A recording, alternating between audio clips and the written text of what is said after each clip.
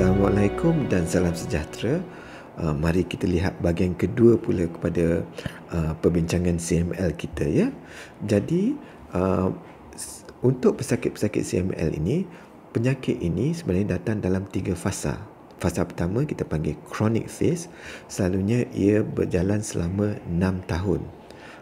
Selalunya darah putihnya akan secara sedikit akan menjadi banyak, tetapi pesakit biasanya sihat saja, dia tidak tahu yang dia sakit pun.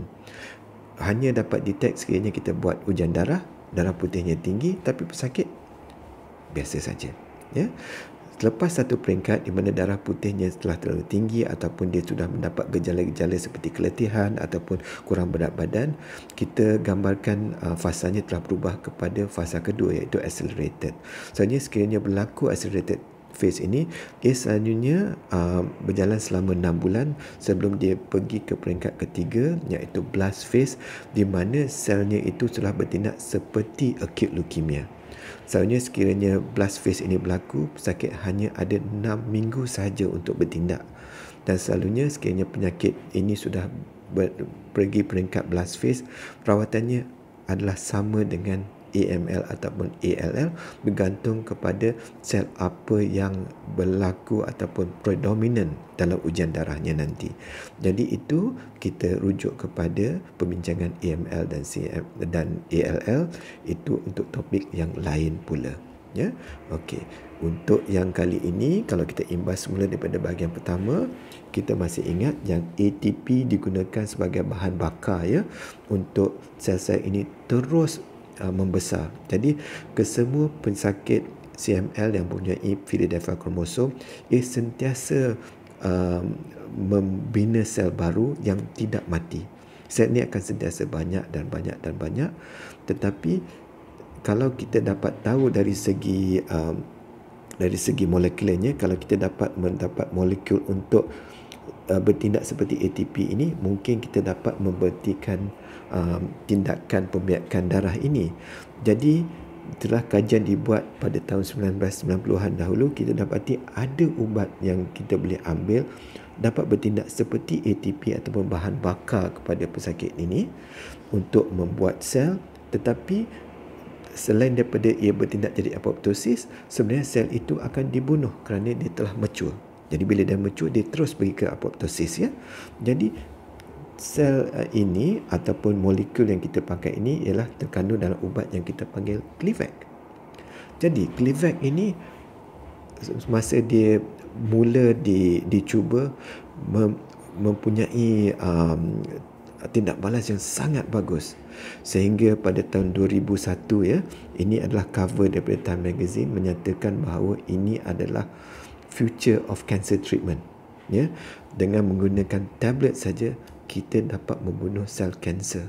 Dan sekiranya pesakit ambil Gleevec ini, dalam masa 6 minggu saja darahnya akan kembali normal, limpanya yang bengkak itu akan kembali kecil dan seperti biasa.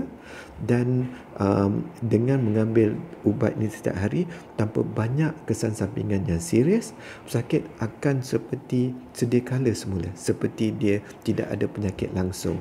Tapi pesakit perlu mengambil ubat ini sepanjang hayatnya. Jadi ubat ini boleh mengawal dalam masa 6 minggu, tetapi masalahnya tak semua pesakit yang boleh dapat menggunakan ubat ini secara menyeluruh, sebab kadang-kadang ada juga pesakit yang mengalami radang kepada ubat ini, dan juga ada pesakit di mana ubat ini tidak sesuai dengan mereka dan leukemianya tidak dapat dikawal.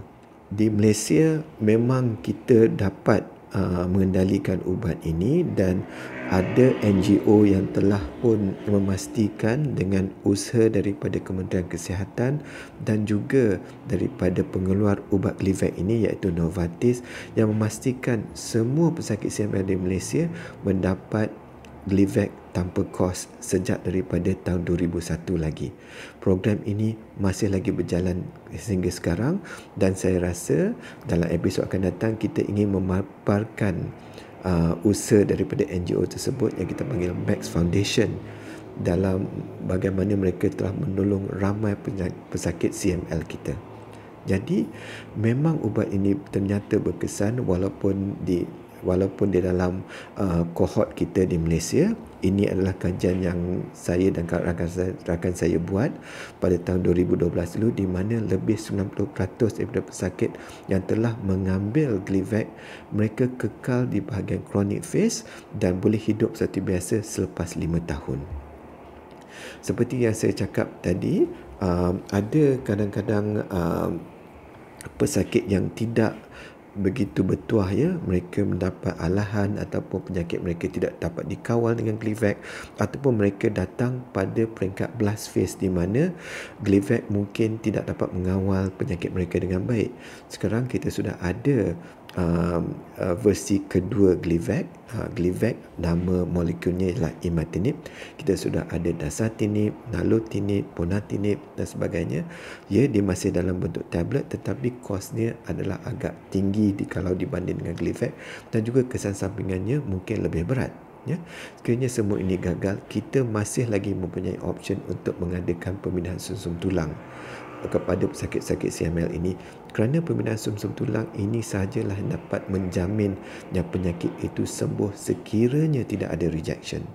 Sekarang ini juga ada beberapa kajian yang kita buat di mana kita setelah pesakit mengambil Gleevec selama lebih 5 tahun, sekiranya kita tidak dapat lagi mengesan sel-sel leukemia dalam badan mereka, kita telah cuba untuk memberhentikan ubat ini. Setakat ini, kesannya 1/3 daripada pesakit ini akan dapat memberhentikan Gleevec tanpa perlu risau, ya. Maknanya bila dia berhenti, CML-nya tidak datang semula, dan memang sudah ada pesakit di Malaysia yang sudah berhenti Gleevec tapi ia masih lagi dalam pantauan. Memang menarik tentang Gleevec dan CML ini. Saya pasti ada banyak soalan yang anda ingin tanya. Jadi anda silalah layari website saya ataupun hubungi saya terus melalui Facebook. Di video-video akan datang kita akan memperkatakan dengan lebih jelas, dengan lebih terperinci tentang peranan Gleevec dan juga peranan yang dimainkan oleh NGO-NGO dalam menolong pesakit-pesakit kita di Malaysia. Sekian, terima kasih.